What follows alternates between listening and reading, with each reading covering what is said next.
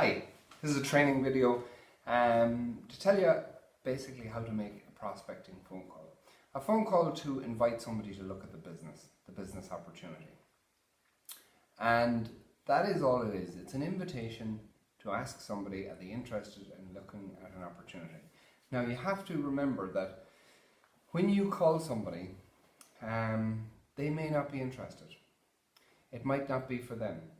It might not be for them at this time. It mightn't be the right time. You might have rang them at the wrong time in their life.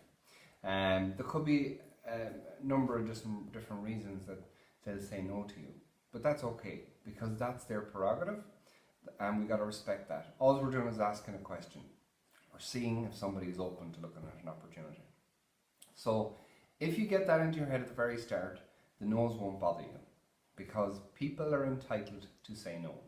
That's their prerogative. That's their entitlement, and we got to respect that. Okay, so have that in your head for starters, and secondly, then before we start, before we call somebody, we need to know what is our goal. What do we want for the outcome of this phone call?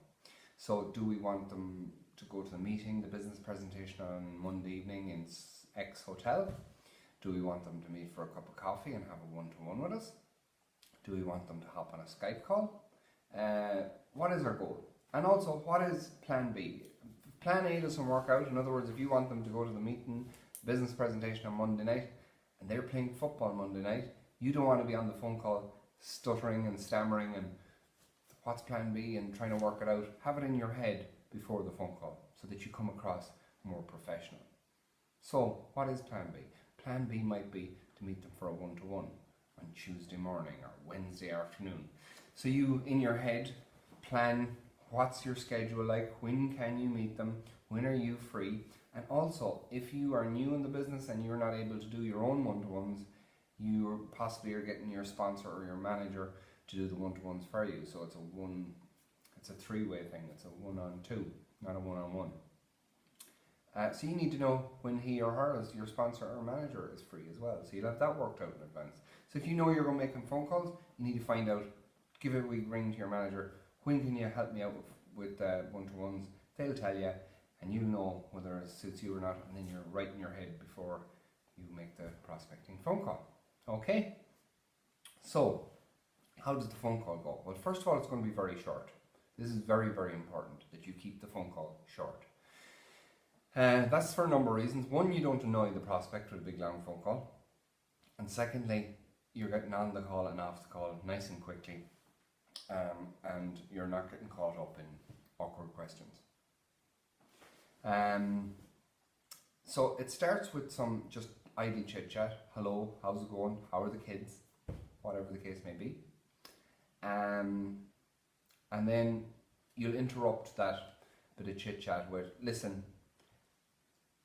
you're basically telling them you're in a hurry. Listen, I'm in a bit of a hurry here. Listen, I'm glad I caught you. Listen, whatever. You interrupt it like that. Listen, and you tell them you're in a rush. Okay? Listen, I'm in a bit of a rush here, but I'm glad I caught you. I wanted to run something by you. I've started working with a company. The company are actually looking for new people who want to make money part-time, flexibly around what they're already doing. And I thought of you because, you know, and you give a reason why you thought of them. It might be because they're outgoing, it might be because they're a bubbly person, it might be because they know a lot of people, it might be because they're always looking to make money, it might be because they're looking to pay for a holiday. You'll have a reason for them, right? So you'll say, I thought of you because, you know, you're always entrepreneurial, you're always looking for business opportunities, and then you'll say, it may or may not be for you, but I'd like to give you a look at it. And you may know somebody who it might be a good fit for if it's not a good fit for you. We have a presentation on Monday evening in X hotel at X time. Would you come along for the hour and have a look at it? Okay, as simple as that. Now, some of those people will go, yeah, sure, yeah, I'd love to have a look, or yeah, I'd be interested in hearing a bit of information about that. I'll be there. If it's that simple and they say that yes that quickly, great. And just make the arrangement. Listen, on Monday afternoon I'll give you a text to remind you about it, and I'll meet you in the foyer. How about that? Great, John. Thanks very much. Good luck. Bye. Off the phone. Why do you get off the phone quick? Because one, you told them you were in a rush at the start, so you have to be truthful about that and follow up with it at the end. But secondly, you're getting off the phone call before they start asking you questions you can't answer.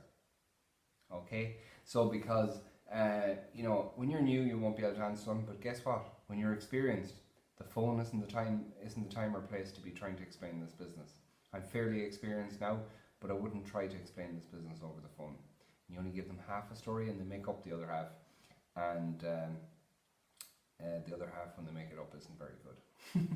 So you want them to see the full picture, the full story, the full presentation, and then them to make a decision whether it's for them or not. Because remember, it mightn't be. We just want them to listen.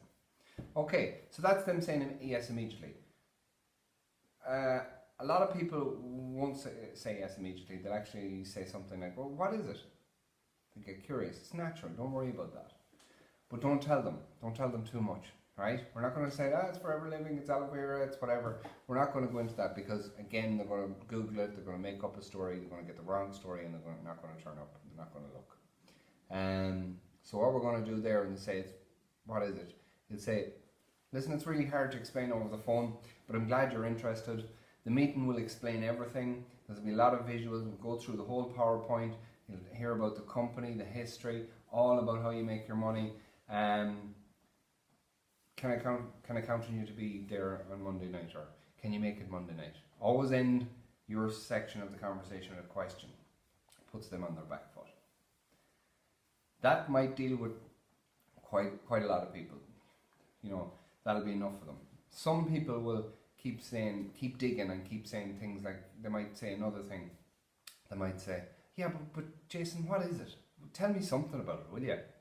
Right? So you're going to have to, in that situation, say something like, well, it's in the health and wellness industry. It's a multi-billion-dollar company that is exploding here in this country right now. It's a really exciting time to get involved. Listen, as I said, it may or may not be for you, but I just want you to take a look. Are you available Monday night? Okay? That'll deal with most people, okay? And then just make the arrangements, tell them you'll text them Monday afternoon to remind them, and get off the phone. Okay, so some people are going to say, no, I'm too busy at the moment, or they might just say, I don't think I have any interest in that, or it's not the right time for me now, I've 100 things going on, or whatever, right? So it's important you respect that answer, that decision, that point of view, but it's also important that you leave it open that you're going to follow up with them in the future. So you ask them a question, you ask them this question. That's no problem, I appreciate that, I appreciate you're busy at the moment. Would it be okay to stay in touch with you and maybe follow up with you in maybe 6 months' time, see if your circumstances have changed? Would that be alright? Almost everybody's going to say yes to that. Almost everybody. If they say no, that's grand. Don't ring them back because they haven't given you permission. But when they say yes, and most of them will, you make a note of what they said, everything they said in the conversation, in as much detail as you possibly can. Put it on your prospecting sheet and into your 1 to 31 folder, and make a note of when you said you would ring them. And we'll talk about this in the 1 to 31 folder again. But that's the way to end somebody who says no, they won't come to the meeting, they won't meet you from 1 to 1. You just say, that's no bother, John, no problem at all. I appreciate you're very busy at the moment, but is it okay to stay in touch and maybe give you a call in 6 months' time, see if your circumstances have changed? It's a simple line. Just learn it, let it flow off you, and get it done. And so it might be 6 months you ring them, it might be 3 months, it might be 1 month, it might be a year. It'll depend on what they said. You'll have to make a judgment call on that, and this comes with practice. All right. So that's how to make a phone call. Make it short, snappy, bit of chit chat, tell them you're in a hurry, ask the question, you thought of them because, don't forget to say it may or may not be for you, don't forget to say you may know somebody who it may be a good fit for, and make the arrangement, tell them you'll text them to remind you, and confirm the appointment and get off the phone. And if it's a no, ask them permission to call them sometime in the future to follow up with them. Hope that's helpful, and use this phone call in conjunction with the 1 to 31 folder for follow-ups, because follow-up is crucial, and we'll talk about that in another video. Thanks very much.